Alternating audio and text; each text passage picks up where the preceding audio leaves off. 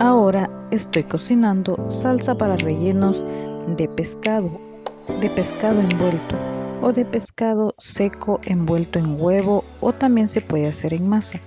Primero vamos a poner a sancochar cebolla, ajos, tomates y chile verde. Mientras los dejamos sancochando o vamos a esperar que hiervan, vamos a tostar el relajo salvadoreño, que es una mezcla de especias para hacer nuestra salsa. En un video anterior les he mostrado cuáles son las especias, cada una se las he mencionado y mostrado con su nombre de las que lleva el relajo salvadoreño.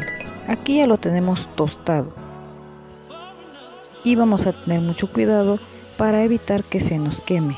Cuando ya esté tostado lo retiramos y lo vamos a poner en un plato o en un recipiente, y esta vez voy a agregarle agua y lo voy a dejar en reposo porque lo voy a hacer en una licuadora. Esto para ayudar a la licuadora. También, si no tiene relajo salvadoreño en especias, también puede utilizar este relajo que ya viene molido y lo puede encontrar en cualquier tienda de conveniencia. Simplemente va a agregar este relajo que ya está molido y puede agregar una salsita de tomate de las que vienen preparadas y se va a ahorrar tiempo y también dinero. Pero a mí me gusta hacerlo con todas las especias porque tiene un sabor más delicioso.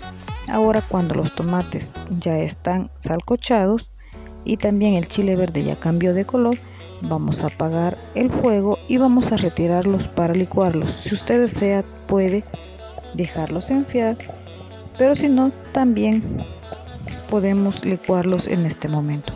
Pero antes podemos agregar la mitad de una papa pelada para nuestra salsa. Antes de licuar nuestra salsa, vamos a sofreír cebolla, y esta cebollita la vamos a retirar y a licuar con estos tomates y el relajo. De esta forma la agrego en mi licuadora. La cebolla frita le da un sabor muy delicioso, y ya licuada la voy a agregar en la cacerola donde tenía el aceite que ya había sofrito la cebolla. Esto me le va a dar un sabor muy delicioso y además me va a ayudar a que dure por más tiempo mi salsa. Esto evita que se arruine. Y aquí voy a agregar las espinas y la cabeza del pescado, que antes este pescado seco para hacer nuestros rellenos ya lo teníamos en agua. En el video anterior les comenté cómo pueden hacer para quitarle el exceso de sal al pescado seco para hacer su delicioso relleno. En esta ocasión solamente les comparto cómo hacer la salsa para que les quede un sabor único y diferente. Pruebe y verá cómo le va a quedar la salsa así, de esta forma.